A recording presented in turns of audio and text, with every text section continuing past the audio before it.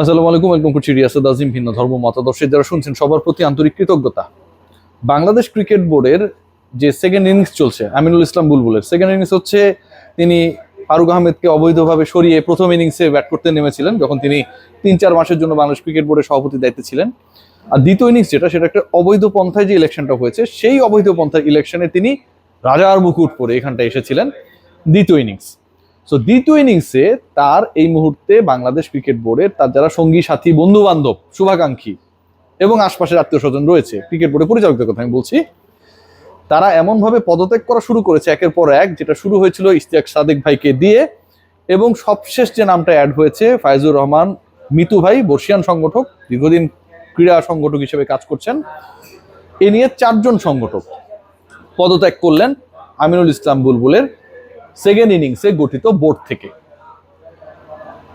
যে কোনো একটা ফেডারেশন হতে পারে, সেই সংগঠন হতে পারে, যে কোনো একটা রাজনৈতিক দল হতে পারে, সেখান থেকে যখন এরকম সিলেক্টেড যারা খুবই হাই প্রোফাইল, যারা আলটিমেটলি ইনফ্লুয়েন্সিয়াল, এরকম লোকজন একটার পর একটা দুইটা পদত্যাগকে আপনি বলতে পারেন যে এটা হচ্ছে হিট অফ দ্য মোমেন্টে হয়েছে।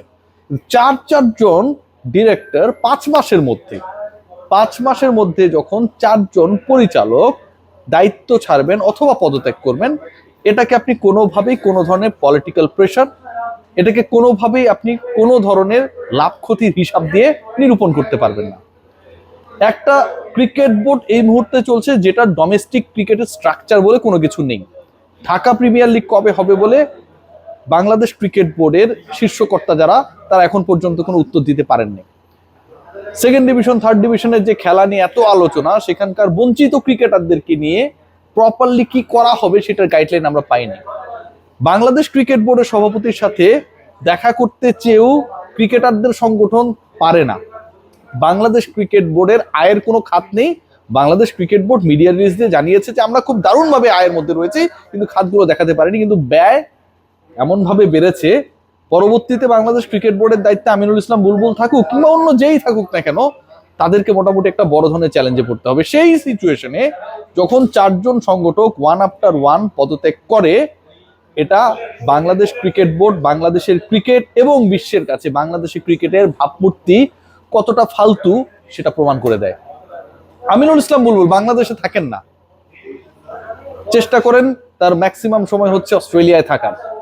পৃথিবীর একমাত্র তিনি এমন মানুষ। আমরা অনেক প্রবাসীকে দেখি জানেন, যারা হচ্ছে বউ বাচ্চা সন্তানকে ফেলে দিনের পর দিন অনেক কষ্টে পৃথিবীর বিভিন্ন দেশে মাথার ঘাম পায়ে ফেলে রেমিটেন্স পাঠায় এই দেশে। 3 বছর 4 বছর পর হয়তো বাংলাদেশে আসে।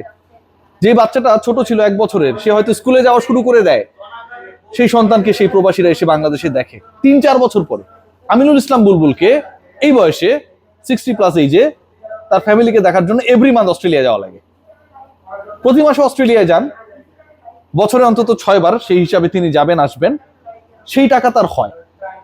ফ্লাইটের ভাড়া তার কোনো সমস্যা হয় না, কিন্তু তিনি আবার 12,000 টাকা দেবেন নাকি বাসায় থাকেন। এই যে একটা অদ্ভুত টাইপের পাবলিকের মেমোরি সেন্টিমেন্ট নিয়ে খেলাধুলার প্রবণতা, সেটা অন্তত বাংলাদেশ ক্রিকেট বোর্ডে বোর্ড রুমে আর চলছে না।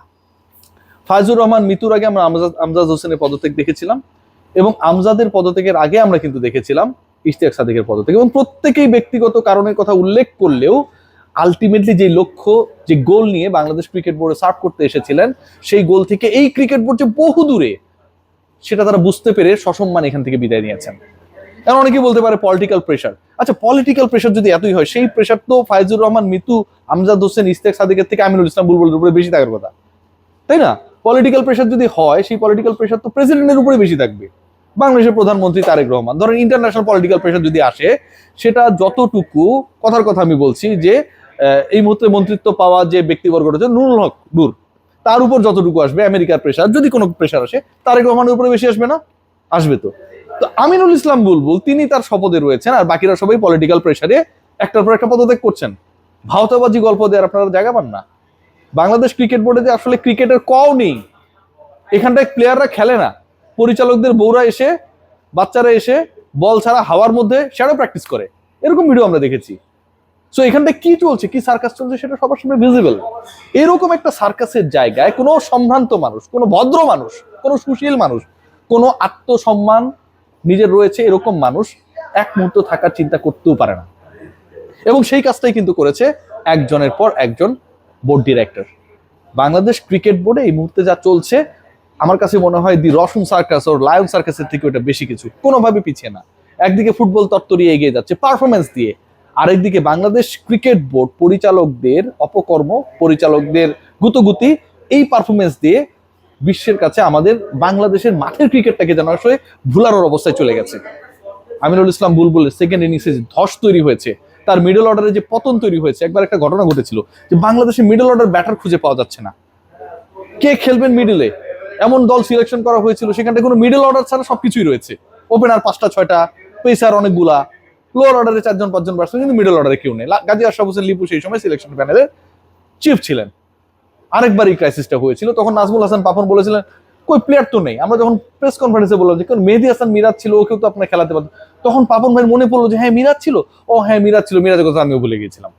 বাংলাদেশ ক্রিকেট বোর্ডে মিডল অর্ডারে বা এই বোর্ডটাকে ধরে রাখার ক্ষেত্রে যারা আসলে গুরুত্বপূর্ণ ভূমিকা পালন করতে পারতেন, সেই মানুষগুলো কিন্তু এখানটায় টাটা বাই বাই দিয়ে চলে যেতেছে। ইশতিয়াক সাদেক, রংপুর রাইডার্স এবং একই সাথে বসুন্ধরা কিংস, যতগুলো স্পোর্টস অর্গানাইজেশন রয়েছে বসুন্ধরা আন্ডারে প্রত্যেকটাতে একটা বড় এই ফ্যামিলিটা একটা রোল রয়েছে।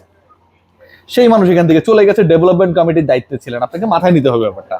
ফাইজুর রহমান মিতু বর্ষিয়ান সংগঠক, এবং যেই আপনারা সবাই জানেন যে বাংলাদেশ ক্রিকেট বোর্ডের নিয়ে যে অনুসন্ধান হচ্ছে সেখানটাও গিয়ে তিনি সত্য কথাগুলো বলে এসেছেন। আমজাদ হোসেন মিডিয়া কমিটির দায়িত্ব সামলেছেন, তাকে তার দায়িত্ব থেকে সরানোর যে চেষ্টা করা হয়েছিল বা ডিসিশন নেওয়া হয়েছিল সেটা তাকে না জানিয়েই অটোক্রেটিক ওয়েতে ডোনাল্ড ট্রাম্প যেভাবে হচ্ছে আমেরিকার, আমরা দেখেছি না যে সেনা প্রধানকে সরিয়ে দিচ্ছে, অনেকটা এখানটা ট্রাম্পের ভূমিকায় যেন হচ্ছে আমিনুল ইসলাম বুলবুল সেই কাজটা তিনি করেছেন, তিনি এখান থেকে সরে দাঁড়িয়েছেন। এবং যারা সরে দাঁড়িয়েছেন প্রত্যেকে একটা ব্যাপারে একমত হয়েছেন, লাস্ট যে ইলেকশনটা হয়েছে সেই ইলেকশনটা ফ্রি অ্যান্ড ফেয়ার হয় নাই। আমিনুল ইসলাম বুলবুল, আপনি আর কতদিন এই চেয়ারে আঁকড়ে থাকতে চান? চেয়ারের মায়া ত্যাগ করুন।